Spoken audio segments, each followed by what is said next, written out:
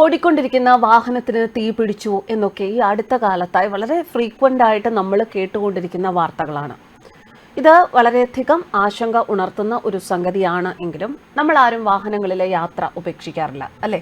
നമ്മുടെ യാത്രകൾക്ക് നമുക്ക് വാഹനങ്ങൾ കൂടിയേ സാധിക്കും. അപ്പോൾ പിന്നെ എന്ത് ചെയ്യും?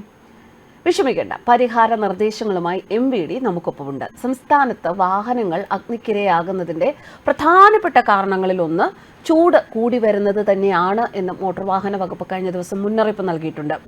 വാഹനങ്ങളിലെ ഇന്ധനം, ഗ്യാസ്, ഇതിൻ്റെയൊക്കെ ലീക്കേജ്, അനധികൃത ഓൾട്ടറേഷൻസ്, ഫ്യൂസുകൾ ഒഴിവാക്കിയുള്ള ഇലക്ട്രിക് ലൈൻസ്, അധിക താപത്തിന് ഇടയാക്കുന്ന ബൾബ്, ഇതൊക്കെ തീപിടുത്തത്തിനുള്ള പ്രധാന കാരണങ്ങളാണ് എന്നുള്ളത് മനസ്സിലാക്കുക. ആ കാരണം കൊണ്ട് തന്നെ വാഹനം അഗ്നിക്കിരയായാൽ ഇത് നിർത്തിയിടുന്ന പാർക്കിംഗ് സ്ഥലങ്ങൾ വരെ കത്തി നശിക്കുന്നതിന് അത് കാരണമായേക്കാം. അഗ്നിബാധയ്ക്ക് കാരണമായേക്കാവുന്ന ഘടകങ്ങൾ കണ്ടുപിടിച്ച് അത് ഒഴിവാക്കുകയാണ് ചെയ്യേണ്ടത് എന്ന് MVD ഒരു മുന്നറിയിപ്പ് നൽകിയിരിക്കുകയാണ്. വളരെ നല്ലൊരു മുന്നറിയിപ്പ് തന്നെയാണ്. എല്ലാവർക്കും നമുക്ക് എന്തൊക്കെയായാലും നമ്മൾ ശ്രദ്ധിക്കേണ്ട ചില കാര്യങ്ങളുണ്ട്. ആ കാര്യങ്ങൾ ശ്രദ്ധിക്കുക, മുന്നറിയിപ്പ് ലഭിക്കുന്നതിൽ ജാഗ്രത പുലർത്തുക, ഇത്രയൊക്കെ നമുക്ക് ചെയ്യാൻ സാധിക്കുകയുള്ളൂ. നമ്മുടെ അശ്രദ്ധ കൊണ്ട് ഒന്നും വരാൻ പാടില്ല എന്നതുകൊണ്ട് തന്നെ MVD പുറപ്പെടുവിച്ച മാർഗനിർദ്ദേശങ്ങൾ ഓരോ ആൾക്കാരും മനസ്സിലാക്കിയിരിക്കുന്നത് വളരെ നല്ലതാണ്. ഓരോന്നായി പറയാം. കൃത്യമായ ഇടവേളകളിൽ മെയിൻ്റനൻസ് ചെയ്യുക. രാവിലെ വാഹനം നിർത്തിയിട്ടിരുന്ന തറയിൽ ഓയിലുണ്ടോ അല്ലെങ്കിൽ ഇന്ധന ലീക്കേജ് ഉണ്ടോ എന്ന് പരിശോധിക്കാൻ മറക്കണ്ട. ഒരു ദിവസം ഒരിക്കലെങ്കിലും ബോണറ്റ് തുറന്ന് പരിശോധിക്കുന്നത് ഒരു ശീലമാക്കുക.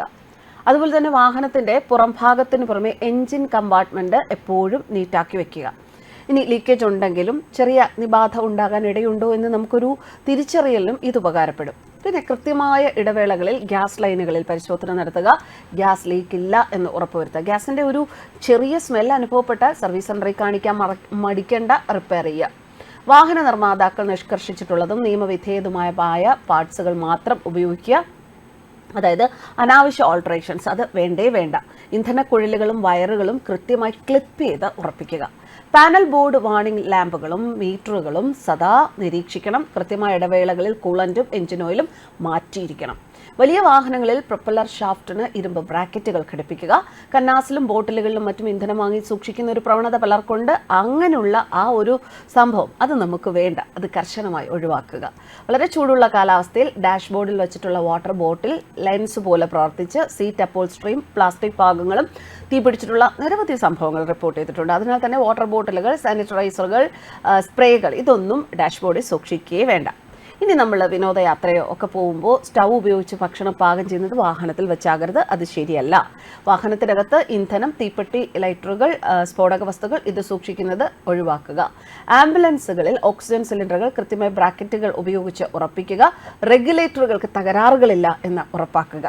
സാധാരണ വാഹനത്തിൻ്റെ സീറ്റുകളും മറ്റും അഗ്നിബാധയെ ചെറുക്കുന്ന രീതിയിലുള്ള മെറ്റീരിയൽ ഉപയോഗിച്ചാണ് നിർമ്മിക്കുക. എന്നാൽ പെട്ടെന്ന് തീ ആളിപ്പിടിക്കുന്ന റെക്സിൻ കവറുകളും പോളിസ്റ്റർ തുണി കവറുകളും അഗ്നി പടർന്നു പിടിക്കുന്നതിന് കാരണമാകാം. ശ്രദ്ധിക്കാം. കൂട്ടിയിടിച്ചാൽ അഗ്നിബാധയിലേക്ക് നയിക്കാം എന്നതിനാൽ തന്നെ സുരക്ഷിതമായും ഡിഫൻസീവ് ഡ്രൈവിംഗ് രീതികൾ അനുവർത്തിച്ചുകൊണ്ടും വാഹനം ഓടിക്കുക.